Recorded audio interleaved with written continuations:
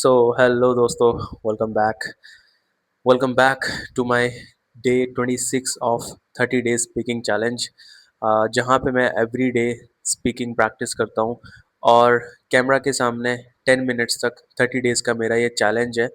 सो जो मैं ये बोलता हूँ कि मैं एवरी डे, तो कल कुछ ऐसा हुआ कि मुझे अभी ये बोलने में थोड़ा सा अनकंफर्टेबल लग रहा है बिकॉज कुछ रिसेंटली ऐसी चीज़ हुई कि मैं थोड़ा सा परेशान था और मुझे वो चीज़ अच्छी नहीं लगी और मैं अभी तक उसके बारे में सोच रहा हूँ। हुआ ये कि दोस्तों, हमारा जो 30 डेज का जो चैलेंज था स्पीकिंग का, उसमें 25 रेगुलर होने के बाद मेरा एक दिन मिस हो गया। मैंने एक दिन स्किप कर दिया।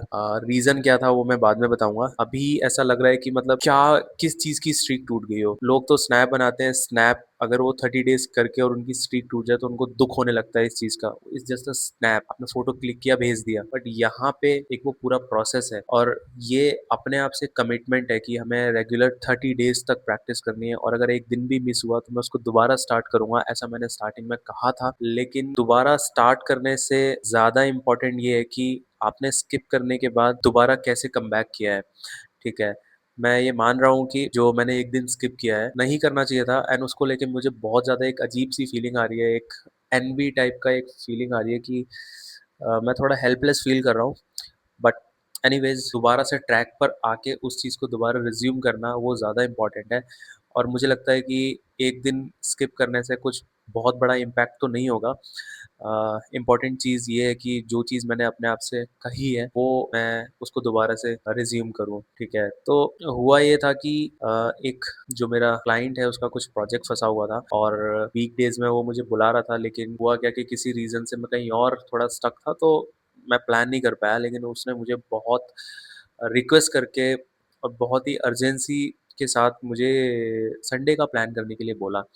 अब संडे को मैं चला गया, मैंने कहा चलो ठीक है, इसको भी निपटा लेते हैं। तो हुआ ये, मेरा ये प्लान था कि सुबह मैं जल्दी जाता हूँ और वहाँ से जल्दी काम खत्म करके हम लोग मैं निकल जाऊँगा। तो वो फिर जल्दी के चक्कर में 2 बज गए, 3 बज गए, 4 बज गए, ऐसे करके वहाँ शाम हो गई, मुझे 6 बज गए। और वो जो विज़िट थी ना वो भी आउट स्टेशन थी। इट मीन्स कि मैं जब वहाँ से फ्री होऊँगा तब मुझे वहाँ से घर आने में 3 घंटे लगेंगे। तो मैं ऐसी जगह पे था। 6 बज गए, 7 बज गए, मतलब टाइम बढ़ता जा रहा है, अंधेरा हो रहा है। तो होते-होते ये मान लो काम जो खत्म हुआ वो हुआ 12 बजे। रात को 12 बजे हम वहाँ से निकले हैं।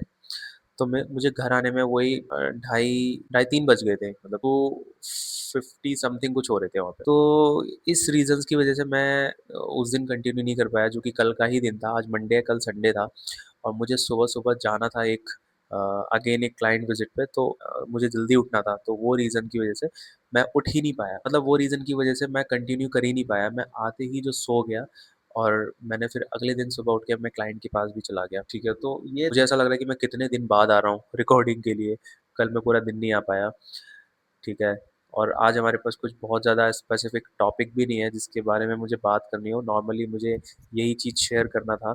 और हुआ ये कि कल भी ट्यूसडे है, तो मुझे थोड़ा-सा ऑफ़िस का कुछ काम था, तो मैं वही कर रहा था। और अभी आके मैं 12 बजे मैंने स्टार्ट किया रिकॉर्डिंग, और रिकॉर्डिंग मैंने स्टार्ट किया तो मुझे कुछ 1 बजेगा इसको पूरा रिकॉर्ड करके, देन थोड़ा बहुत एडिट करके और अपलोड करने में। तो दैट इज़ ओके। आज का दिन एटलीस्ट हमने कंटिन्यू किया, तो वो मेरे लिए एक इम्पॉर्टेंट चीज़ है। ठीक है, अब मैं कोशिश करूँगा कि अभी हम लोग रेगुलर रहते हैं, हालाँकि रेगुलर तो मैं रहता ही हूँ। ऐसा नहीं है कि मैं किसी अननोन रीज़न की वजह से जो है छुट्टी जो है, स्ट्रीक जो है टूटी है। But whatever the reason was, क्योंकि ये हुआ है तो थोड़ा-सा फ़ील हो रहा है कि 25 डेज़ ऑलमोस्ट हम क्लोज़िंग पर थे। बट उसके बाद एक ब्रेक लग गया अचानक से। अब मेरे बचे हैं कुछ 5 दिन बचे हैं आज को मिला के। आज के बाद 4 दिन बचे हैं, तो वो हम कंप्लीट करेंगे and then will do something more, will add something. मतलब अभी तो सिर्फ़ ये है कि दिन में पूरा दिन बिता के शाम को आके प्रैक्टिस करना है 10 मिनट्स तक कैमरा के सामने।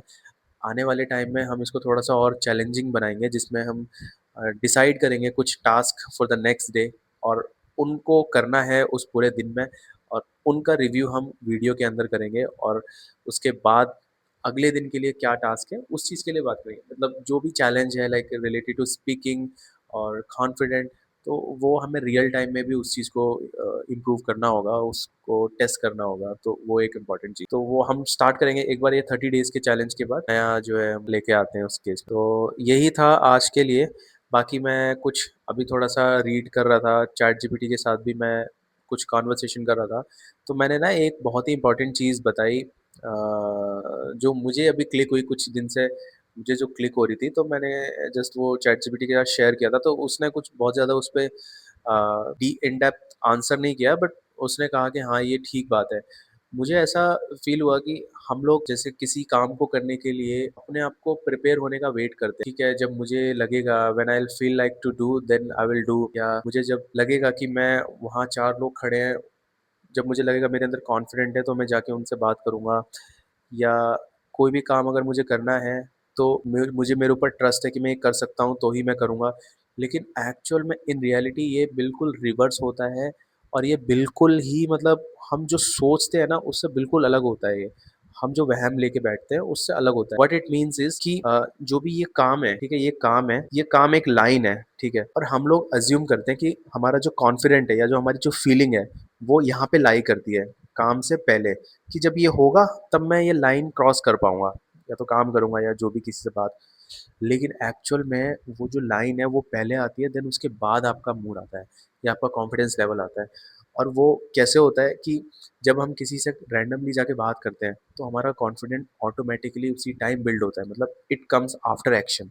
एक्शन वाली जो लाइन है, उसके बाद है कॉन्फिडेंट, या फीलिंग उस काम को करने की, या जो भी तुम्हें लगता है कि मैं जब करने के लिए रेडी होऊँगा, नहीं, करने स्टार्ट करने के बाद तुम रेडी होगे, अपने आप ऑटोमैटिकली हो जाओगे। एंड इट्स नॉट अबाउट कि तुमने एक बार किया और तुम उस चीज़ में परफेक्ट हो गए, now you are no more social anxiety. बिल्कुल होगी, वो रहेगी, सोशल एंग्जायटी फिर भी रहने वाली है। लेकिन एटलीस्ट जो माइंडसेट से हम लोग जी रहे थे कि पहले मैं ये करूँगा, कॉन्फिडेंट आएगा, देन मैं वो काम करूँगा। लेकिन नहीं, अगर मेरा माइंडसेट ये है कि पहले मुझे जो है एक्शन लेना है, मतलब मुझे जाके डायरेक्टली लोगों से मिलना है, बात करनी है। वो करने के बाद मुझे कॉन्फिडेंट ऑटोमैटिकली आएगा।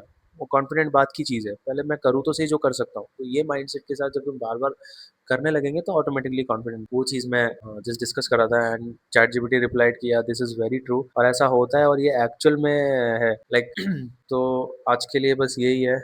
मैं कल एक हम लोग नए टॉपिक के साथ मिलते हैं। बहुत ज़्यादा इंटरेस्टिंग या कॉन्वर्सेशन कुछ प्रोडक्टिव नहीं रहा होगा, लेकिन जो था मेरे मन में, मैंने आज वही बोला। कल एक बेटर टॉपिक के साथ हम मिलते हैं, और एक नई एनर्जी के साथ किसी टॉपिक पे बात करते हैं। तब तक के लिए टेक केयर।